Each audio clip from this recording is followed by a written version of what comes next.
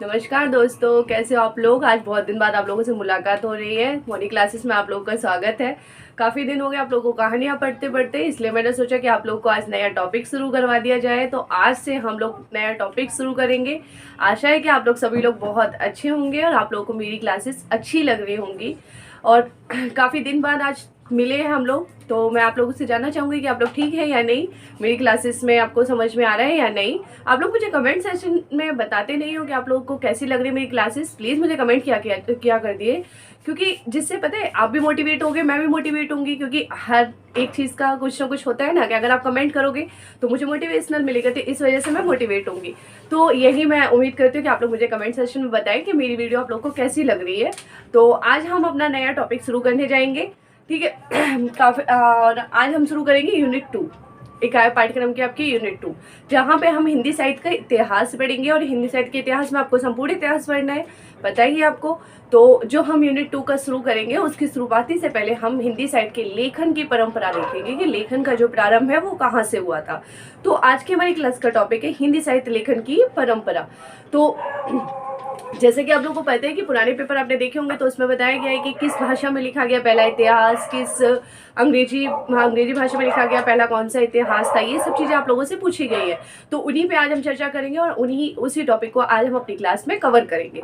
तो बेटा मैं आपको बता दूं कि सबसे पहले जो हिंदी साहित्य का इतिहास लिखा गया वो किस भाषा में लिखा गया। हमारा देखो पहला क्वेश्चन बनता है कि सबसे पहली भाषा, सबसे पहला इतिहास की जो भाषा थी, सबसे पहले इतिहास की भाषा, तो सबसे पहले इतिहास की जो भाषा थी वो थी हमारी फ्रेंच भाषा।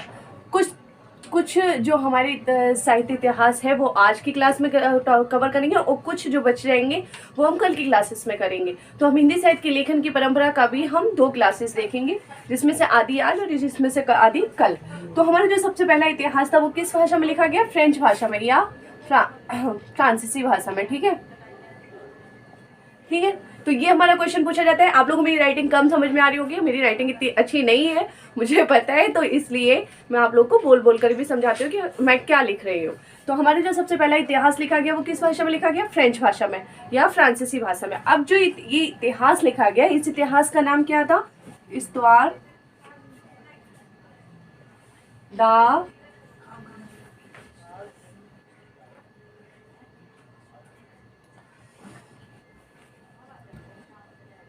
लित्योत्तर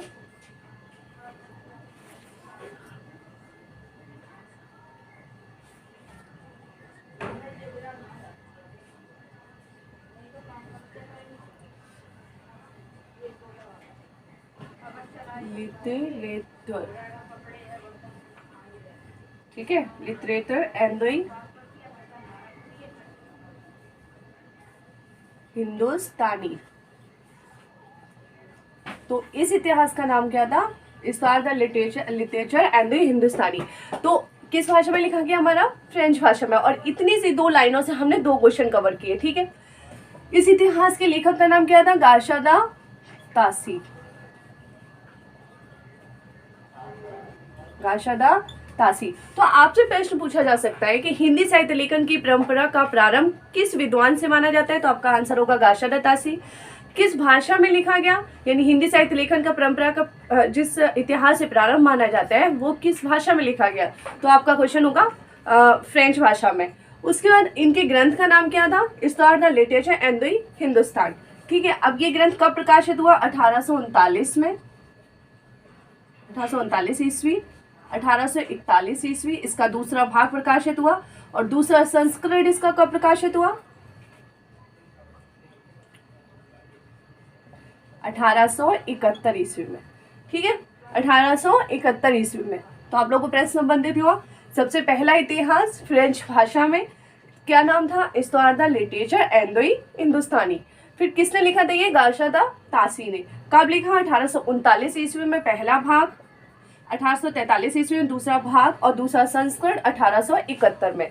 इतना प्रश्न आपको समझ में आया, ये प्रश्न आप लोगों को क्लियर हुआ, ठीक है। अब इसके आगे, अब इसका पूछा जाता है कि इसका हिंदी अनुवाद किसने किया और कब किया। तो इसका बेटा हिंदी अनुवाद किया लक्ष्मी सागर वाषण ने, लक्ष्मी सागर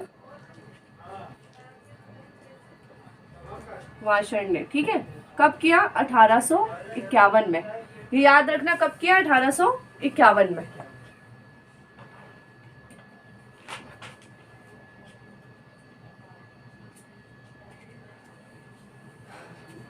सॉरी, 1851 ने 1951 या 52 में, दोनों तिथियां आप लोगों को दी जाती है और कई किताबों में दोनों तिथियां मिलती है, इसलिए आपको दोनों याद रखनी होंगी कि लक्ष्मी सागर वार्षण ने 1951 या 52 में इसका हिंदी अनुवाद किया।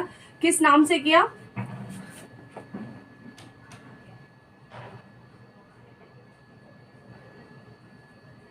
किस नाम से किया? हिंदी साहित्य का इतिहास, ठीक है, तो किस नाम से क्या? हिंदुई साहित्य का इतिहास। तो आपको इस जो भाषा के जो इतिहास है उससे बनने वाले आपके जितने भी प्रश्न है वो आपके यहाँ पे क्लियर हो गए। सबसे पहला इतिहास फ्रेंच भाषा में किस नाम से लिखा गया? History the literature and the Hindustan के नाम से किसने लिखा? गाशा द तासी ने। कब लिखा? 1839 में पहला भाग, दूसरा भाग 1841 में और दूसरा संस्करण 1871 ईस्वी में। उसके बाद लक्ष्मी सागर वार्षण ने इसका हिंदी अनुवाद किया, यहाँ मैं लिख देती हूँ, हिंदी अनुवाद किया। आशा है कि जैसा मैं अभी तक आप लोगों को बताती जा रही हूँ आप लोग वैसे नोट्स भी तैयार करते जा रहे होंगे, क्योंकि हमारा जो अगला एनटीए का पेपर होने वाला है, अगर यही हालात रहे तो उसके हिसाब से एनटीए का जो दूसरा पेपर है वो अप्रैल या मई में हो जाना चाहिए।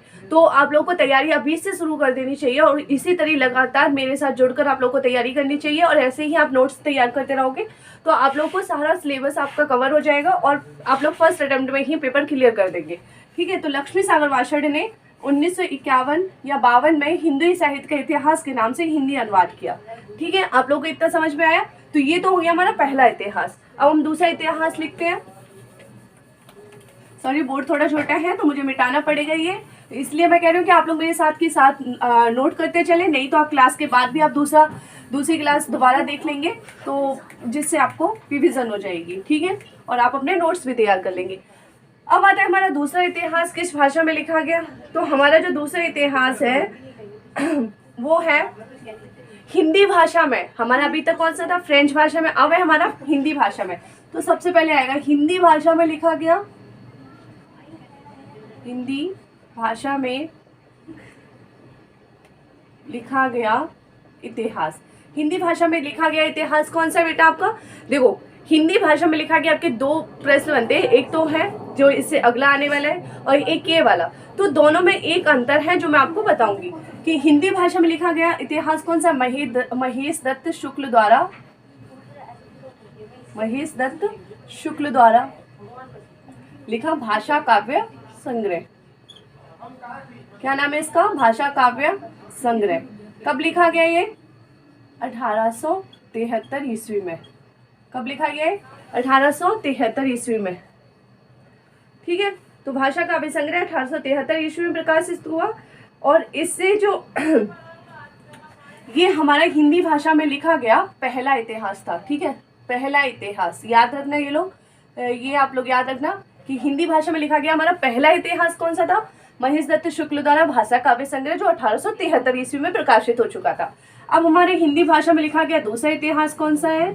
देखो, तो हम अगला इतिहास पढ़ेंगे। हिंदी भाषा में लिखा गया दूसरा इतिहास कौन सा है हमारा? जो सबसे ज्यादा महत्वपूर्ण है और पूछा भी जाता है और पूछा गया है। आप 2017 नवंबर का पेपर उठा के देखोगे तो उसकी प्रकाशित की जो तिथि है वो पूछी गई है, ठीक है। तो दूसरा इतिहास हमारा कब प्रकाशित हुआ और किसका है? ये हमारा शिव सिंह सेंगर का किस नाम से किया था इन्होंने? शिव सिंह सरोज के नाम से। जिस तरीके से मैं लिख रही हूँ ना आप इसी तरीके से नोट्स बना लेना, ठीक है बेटा। तो क्या होगा, आपने इतिहास, पता है ज्यादा लंबा चौड़ा आपको लेक्चर लिखने की जरूरत नहीं है, आपको सिर्फ हेडिंग डालनी है और आगे हमारा इतिहास का नाम लिख देना जिस तरीके से मैंने लिखा। तो इन्होंने लिखा शिव सिंह सेंगर, शिव सिंह सरोज। कब प्रकाशित हुआ? ये 1883 ईस्वी में। तो इसकी जो प्रकाशित तिथि थी ये 2017 नवंबर के पेपर में पूछा गया है, ठीक है। और इसके बाद भी ये पूछ लिया जाता है कि इनमें से कौन सा इतिहास हिंदी भाषा में लिखा गया है, या इनमें से कौन सा इतिहास जो हिंदी भाषा में दूसरा हिंदी भाषा में लिखा गया इतिहास है। तो इसलिए आपको ये दो जो इतिहास है ये बहुत ही महत्वपूर्ण है और इनको आपको याद करना पड़ेगा।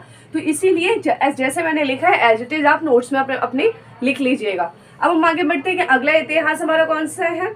अगला जो हमारा इतिहास है, जिन्होंने नामकरण और नामकरण का भी प्रयास किया था, सर्वप्रथम जिसने नामकरण का प्रयास किया था वो इतिहास। तो ये इतिहास था बेटा हमारा, इस इतिहास का नाम था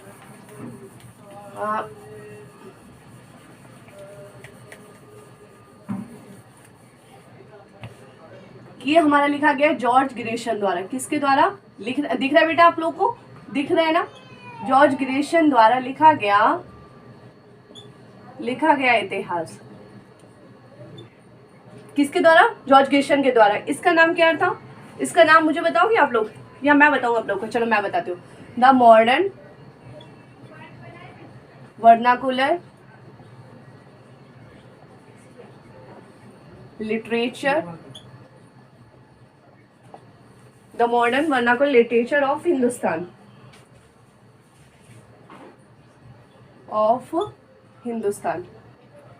ठीक है, तो क्या नाम है इसका? The modern vernacular literature of Hindustan. क्या नाम है इसका? The modern vernacular literature of Hindustan. ये कब प्रकाशित हुआ? 1888 ईस्वी में।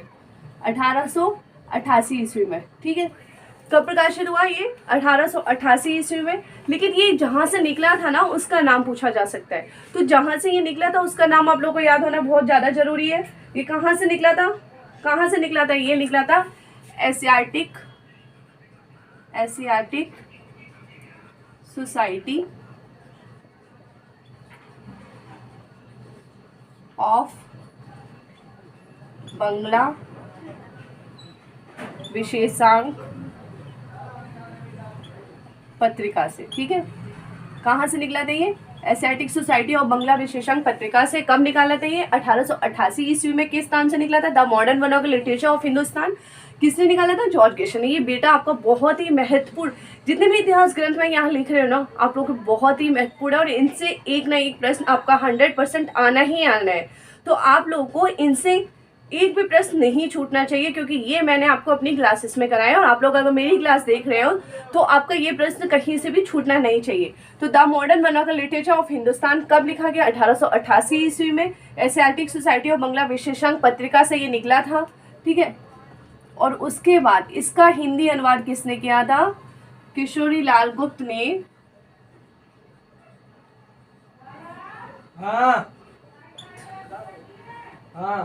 किशोरी लाल गुप्त ने। ठीक है, किशोरी लाल गुप्त ने इसका अनुवाद किया था 1957 ईस्वी में। कब किया था ये? किशोरी लाल गुप्त ने 1957 में, यानी 1957 ईस्वी में हिंदी साहित्य का प्रथम इतिहास के नाम से। किस नाम से? हिंदी साहित्य का प्रथम इतिहास। और सच्चे अर्थों में इसे हिंदी साहित्य का प्रथम इतिहास कहा जाता है। ठीक है, सच्चे अर्थों में इसे हिंदी साहित्य का प्रथम इतिहास कहा जाता है। आपसे पूछा जा सकता है कि सच्चे अर्थों में किस ग्रंथ को, सच्चे अर्थों में किस ग्रंथ को हिंदी साहित्य का इतिहास कहा जाता है? सच्चे अर्थों में इसे हिंदी साहित्य का इतिहास कहा जाता है।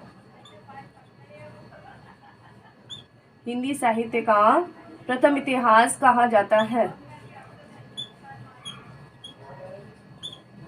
ठीक है, आप लोगों को समझ में आया? तो हमारा सच्चे अर्थों में प्रथम इतिहास कौन सा है? कौन सा है हमारा प्रथम इतिहास? The modern vernacular literature of Hindustan. कब लिखा गया? 1888 ईस्वी में। किसने लिखा? जॉर्ज ग्रेशन ने। कहाँ से निकला? एशियाटिक सोसाइटी ऑफ बंगला विशेषांक से, पत्रिका से। ठीक है, इसका हिंदी अनुवाद किसने किया? हिंदी अनुवाद यहाँ लिख लो आप लोग, हिंदी अनुवाद। ठीक है, हिंदी अनुवाद किसने किया? किशोरी लाल गुप्त ने। कब किया? 1957 ईस्वी में। किस नाम से? हिंदी साहित्य का प्रथम इतिहास के नाम से। किस नाम से? हिंदी साहित्य का प्रथम इतिहास के नाम से। और इसे सच्चे अर्थों में हिंदी साहित्य का प्रथम इतिहास कहा जाता है। तो ये बात आप लोगों को याद रखनी पड़ेगी। ठीक है, तो आप लोगों को समझ में आया इतना सा? हमारे ये कितना चौथा ग्रंथ था हमारा। और ये सबसे महत्वपूर्ण बात तो मैं इसमें बताना ही भूल गई कि ये ना अंग्रेजी भाषा में लिखा गया था। किस भाषा में? अंग्रेजी भाषा में। ठीक है, अंग्रेजी भाषा में लिखा गया आपका इतिहास था, ये आपको याद रखना पड़ेगा। ठीक है, अंग्रेजी भाषा में आपका लिखा गया हिंदी साहित्य का इतिहास कौन सा था? The modern vernacular literature of Hindustan. ठीक है, जॉर्ज ग्रेशन ने इसमें हिंदी साहित्य का भाषा की दृष्टि से क्षेत्र निर्धारण करते हुए संस्कृत, प्राकृत और अरबी मिश्रित उर्दू को उससे पृथक किया था। आप लोग को याद रखना पड़ेगा कि संस्कृत एवं अरबी फारसी मिश्रित उर्दू को इससे अलग किया था। हिंदी साहित्य का विकास क्रम निर्धारण, जब मैं आप लोगों को नामकरण वगैरह बताऊंगी ना, तो आप लोगों का नामकरण में बताऊंगी कि इन्होंने किस आधार पर नामकरण किया था, किस आधार पर इन्होंने विभाजन किया था, किस आधार पर इन्होंने किस काल को क्या नाम दिया था। इन्होंने ये नामकरण में पीछे नहीं रहे, ये सबसे आगे आके खड़े होते हैं। जैसा हमारे घर में होती है ना बुआ वगैरह होती है कि नहीं नहीं बच्चों का नाम मैं ही रखूंगा, उसी तरीके से ये भी थे, सेम एज इट इज। नहीं नहीं इस बच्चे का नाम तो मैं ही रखूंगा। तो सबसे पहले जो नामकरण की प्रवृत्ति थी वो किसने चलाई? जॉर्ज गेरसन ने। ठीक है, किसने चलाई? हमारी जॉर्ज गेरसन ने। जैसे हमारे घर में मैंने आपको बताया ना, जैसे हमारे घर में बुआ वैसे ही हमारे जॉर्ज गेरसन जो सबसे पहले नामकरण की प्रवृत्ति करने आ जाते थे। ठीक है, उससे अगला इतिहास हमारा लिखा गया मिश्र बंधुओं का। किसका? अगला जो हमारा इतिहास लिखा गया वो था हमारा मिश्र बंधु का। देखो इस क्लास में मैं आपको कुछ ही इतिहास बताऊंगी, क्योंकि ज़्यादा इतिहास आप लोगों को भी एकदम से नहीं बताना है मुझे। तो भले ही मेरे सारे जो इतिहास लेखन की है वो 2-3 क्लासेस में ख़त्म हो, कोई टेंशन नहीं है, लेकिन आप लोगों को समझ में आना चाहिए, वो ज़्यादा ज़रूरी है। ठीक है, तो हमारा जो अगला इतिहास था वो लिखा हमारा मिश्र बंधु ने। किसने लिखा? मिश्र बंधु ने। किसने लिखा? मिश्र बंधु ने। किस नाम से? मिश्र बंधु विनोद के नाम से। किस नाम से?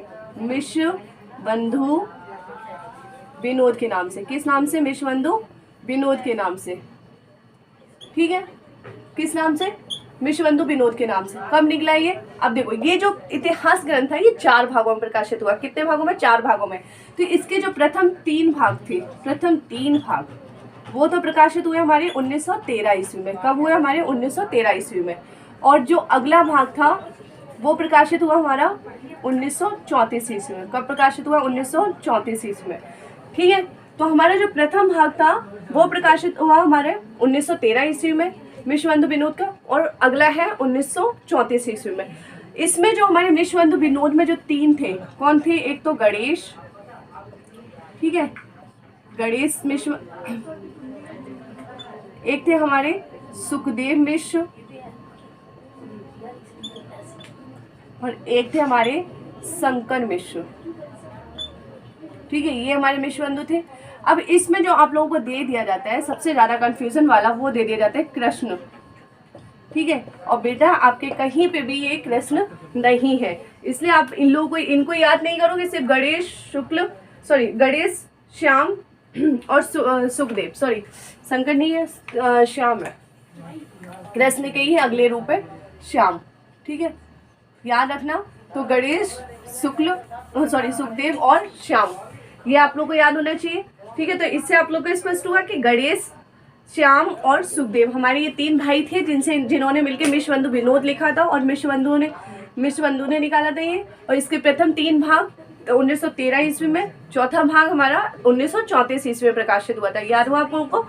तो ऐसे ही मैं इसीलिए ये बार बार बोलती हूँ ताकि आप लोगों को याद हो जाए। ठीक है, अब हमारे जो अगले लेखन की परंपरा आती है ना, जो सबसे ज़्यादा महत्वपूर्ण है, जिसे हम हिंदी सेट का सेंटा क्लोज कहते हैं, वो कौन है? आप लोगों को पता ही होगा हमारे हिंदी सेट का सेंटा क्लोज कौन है।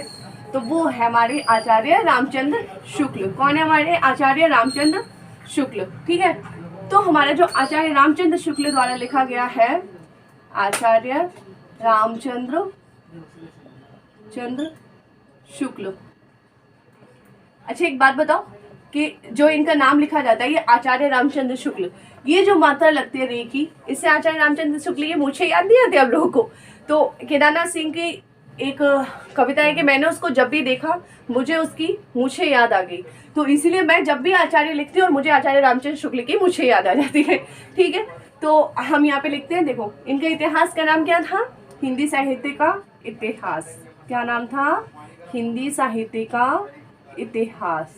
सबसे महत्वपूर्ण इतिहास है। अगर पेपर में आप इसको नहीं पढ़ के गए बेटा, आपका बेड़ा पार नहीं हो पाएगा। इसलिए इस इतिहास को पढ़ना आपके लिए उतना ही महत्वपूर्ण है जितना पूरा सिलेबस पढ़ना। तो आप लोग इस इतिहास को तो बिल्कुल ना छोड़ें। ये प्रकाशित कब हुआ? 1929 ईस्वी में। कब प्रकाशित हुआ? 1929 ईस्वी में। ठीक है, किस उससे हुआ, किस भूमिका से हुआ? हिंदी शब्द सागर की भूमिका के रूप में सन 1929 ईस्वी में हिंदी साहित्य के विकास के नाम से हिंदी साहित्य का इतिहास प्रकाशित हुआ। हिंदी शब्द सागर की भूमिका के रूप में, हिंदी शब्द सागर की भूमिका के रूप में हिंदी साहित्य का विकास, हिंदी साहित्य का विकास के नाम से, विकास के नाम से या के रूप में, ठीक है, के रूप में क्या प्रकाशित हुआ? हिंदी साहित्य का इतिहास। क्या प्रकाशित हुआ बच्चों? हिंदी साहित्य का इतिहास, ठीक है। हिंदी साहित्य का इतिहास कब हुआ? 1929 में। आचार्य रामचंद्र शुक्ल को हिंदी साहित्य का सेंटा क्लॉज कहा जाता है, इसलिए आप लोग भूलना मत कि जब जब देखा मुझे आचार्य रामचंद्र शुक्ल की मुझे याद आ गई। और जब भी आचार्य आप देखोगे तो आगे से जब भी आप लोग भी पढ़ोगे ना तो आप लोग याद हो जाएगा, मोनी मैम ने हमें ये बताया था कि आचार्य रामचंद्र शुक्ल की आचार्य पे जैसी माता लगती है वो उनकी मुझे है, ठीक है। तो मेरा इनका हिंदी साहित्य का इतिहास 1929 ईस्वी में हिंदी शब्द सागर की भूमिका के रूप में प्रकाशित हुआ था। और हिंदी साहित्य के विकास के हिंदी साहित्य के भूमिका के रूप में हिंदी साहित्य विकास के नाम से हिंदी साहित्य के इतिहास इनका प्रकाशित हुआ था। कब हुआ था? 1929 ईस्वी में, ठीक है, 1929 ईस्वी में। तो आचार्य रामचंद्र शुक्ल ने शिव सिंह सरोज और जॉर्ज गिरिशन और मिश्रबंधुओं के जो ग्रंथ था उसको क्या नाम दिया था? कवि व्रत संग्रह। इन्होंने जो इनसे पहले जो ग्रंथ लिखे गए, अब देखो हम कोई भी रचना लिखते हैं, अब मैं आपको पढ़ा रही हूँ तो मुझे किसी किताब का सहारा लेना पड़ रहा है क्योंकि मैंने भी किताब से पढ़ा है। तो इसी तरीके से जब इन्होंने ये इतिहास ग्रंथ लिखा तो इससे पहले जो इतिहास ग्रंथ लिखे गए थे ना उनसे इन्होंने सहारा लिया था। तो उनके जो तीनों थे ना उसको क्या नाम दे दिया इन्होंने? जॉर्ज गिरिशन,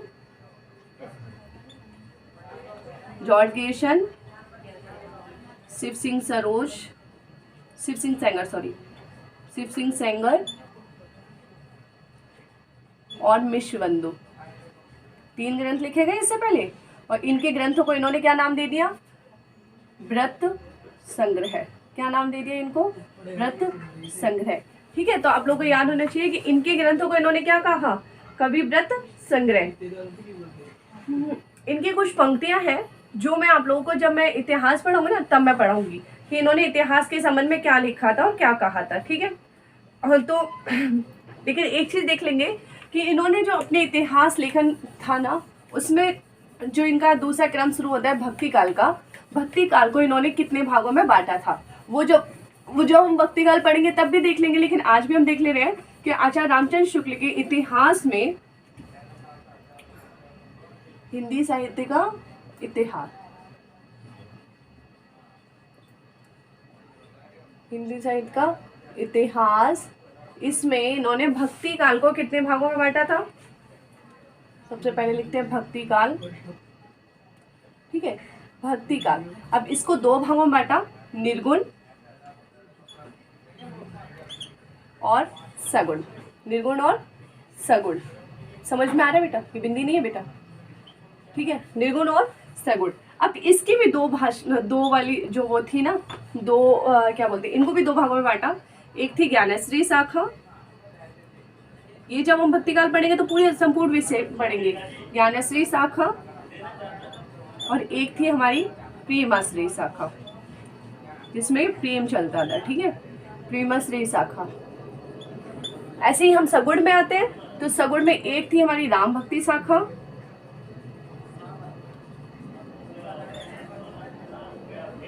ठीक है, और एक थी हमारी कृष्ण भक्ति शाखा।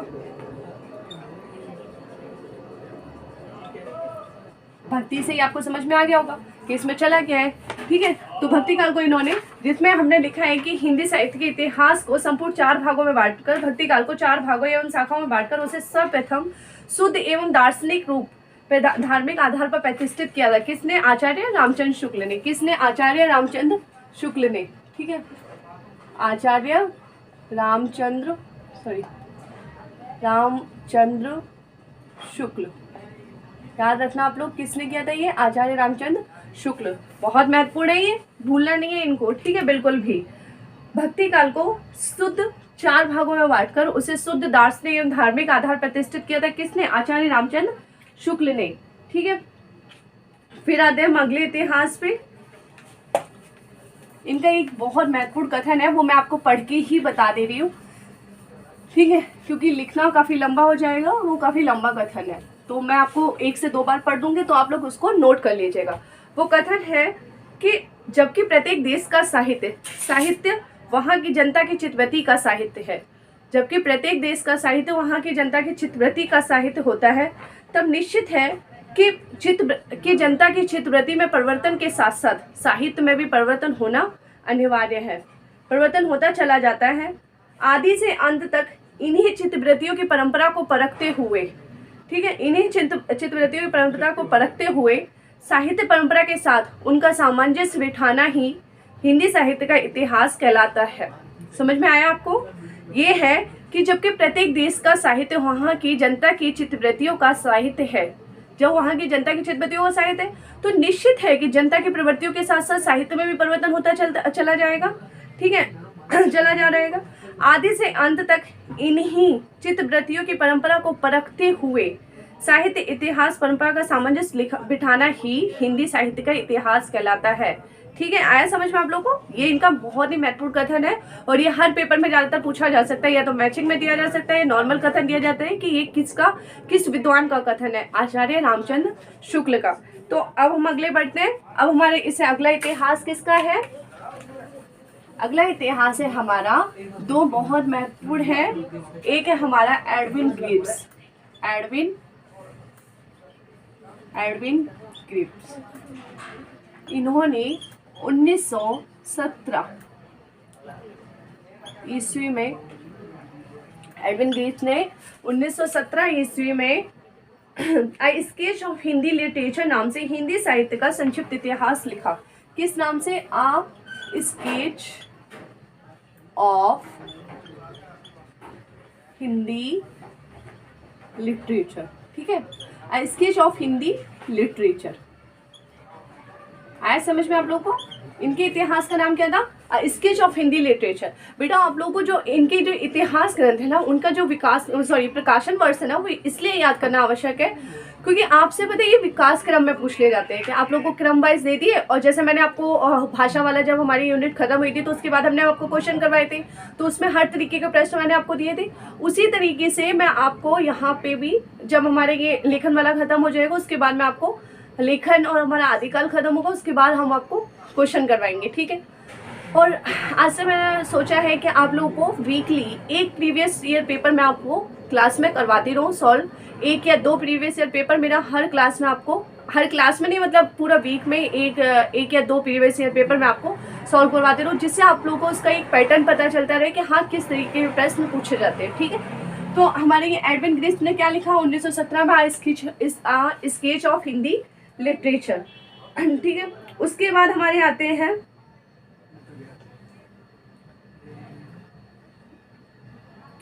Sketch of Hindi literature. किसने लिखा? एडविन ग्रिप्स ने 1917 में। अब हमारा अगला इतिहास है 1928 ईस्वी में FEK ने अंग्रेजी भाषा में आ हिस्ट्री ऑफ हिंदी लिटरेचर लिखा। ये क्या है? Sketch of Hindi literature. अब FEK ने कौन सा इतिहास लिखा और कब लिखा? 1928 ईस्वी में। कौन सा लिखा? History of Hindi literature. तो ये पता है छोटे छोटे जो नामकरण है जिस तरीके से किए गए हैं, इनका छोटे छोटे वर्डों का ध्यान रखना पड़ता है कि पता नहीं कि कौन सा वर्ड उठा के समझ ही नहीं आता। अब देखो इसमें और इसमें कितना ज़्यादा अंतर है? कोई ज़्यादा अंतर नहीं है, लेकिन समझने की बात है कि किस विद्वान ने कौन सा ग्रंथ लिखा है, तो ये जानना हमें सबसे ज़्यादा जरूरी है। ठीक है, उसके बाद हम आते हैं 1848 ईस्वी में, जो ज़्यादातर पूछा जाता है। ठीक है, 1848 ईस्वी में तज़किरा स्वराई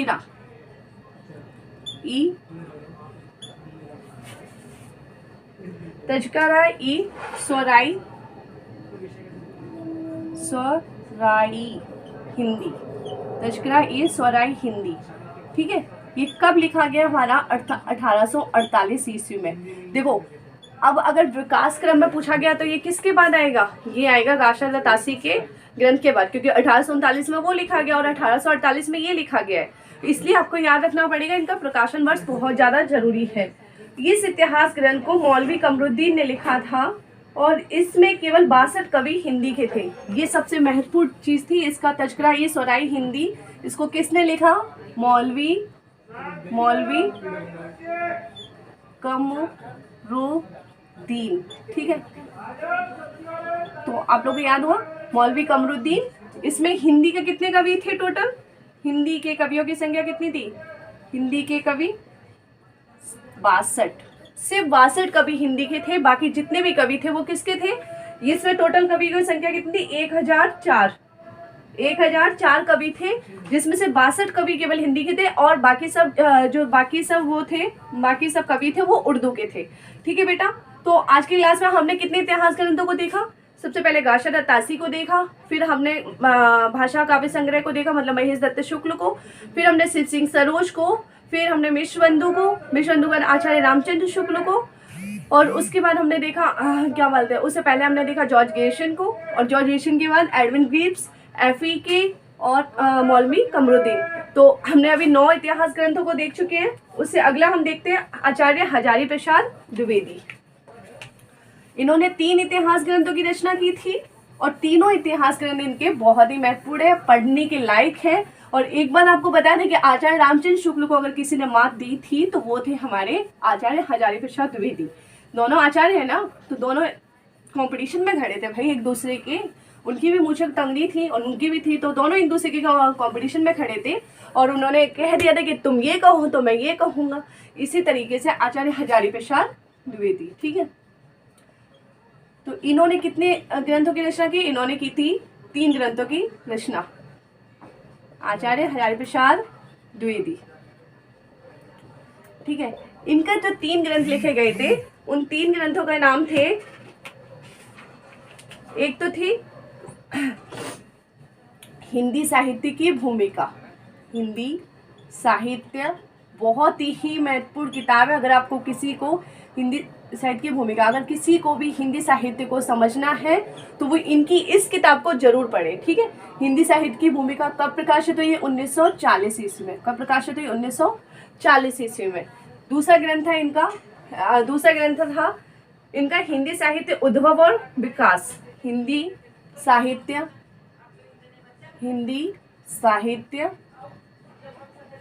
उद्भव और विकास।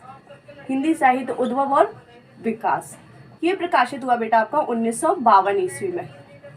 विकास क्रम याद रखना है जरूर। तीसरा है इनका हिंदी साहित्य का आदिकाल। हिंदी साहित्य का आदिकाल ये भी कब प्रकाशित हुआ? 1952 ईस्वी में। ठीक है, 1952 ईस्वी में, यानी 1952 में। हिंदी साहित्य का आदिकाल भी 1952 में, ये भी 1952 में, और हिंदी साहित्य की भूमिका 1940 में। तो आचार्य हजारी प्रसाद द्विवेदी ने 3 ग्रंथ लिखे, हिंदी साहित्य की भूमिका 1940, हिंदी साहित्य का उद्भव और विकास 1952 और हिंदी साहित्य का आदिकाल 1952 ईस्वी में। ठीक है, उससे अगले हमारे आते हैं डॉक्टर रामकुमार वर्मा। डॉक्टर रामकुमार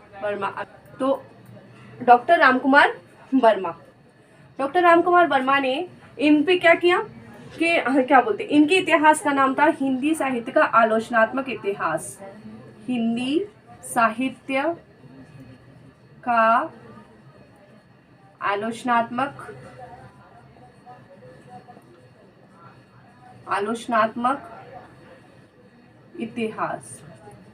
ठीक है, हिंदी साहित्य का आलोचनात्मक इतिहास, इसको इन्होंने प्रकाशित किया था 1938 ईस्वी में। कब प्रकाशित हुआ? 1938 ईस्वी में। इस जो ग्रंथ की विशेषता थी, वो विशेषता क्या थी? इस ग्रंथ की विशेषता थी कि इन्होंने केवल भक्ति काल तक ही वर्णन किया था। कहाँ तक? इन्होंने संपूर्ण इतिहास ग्रंथ नहीं लिखा था, सिर्फ भक्ति काल तक लिखा था। ठीक है, ये याद रखना है आपको कि इन्होंने अपने इतिहास ग्रंथ में केवल भक्ति काल तक वर्णन किया था, यानी 693 ईस्वी से लेके 1693 ईस्वी तक। 693 ईस्वी से प्रारंभ किया था इन्होंने और कहाँ तक किया था? 1693 ईस्वी तक। ठीक है, ये किसका था? डॉक्टर रामकुमार वर्मा का। किसका था? डॉक्टर रामकुमार वर्मा का। इन्होंने केवल अगर हम कला विधि से देखें तो संधिकाल से लेकर जो इन्होंने डॉक्टर रामकुमार वर्मा ने जो आदिकाल को नाम दिया था वो क्या था, संधिकाल। और संधिकाल से लेके कहाँ तक वर्णन किया था, संधिकाल से लेके भक्ति काल तक। कहाँ तक किया था बेटा, संधिकाल से लेके भक्ति काल तक।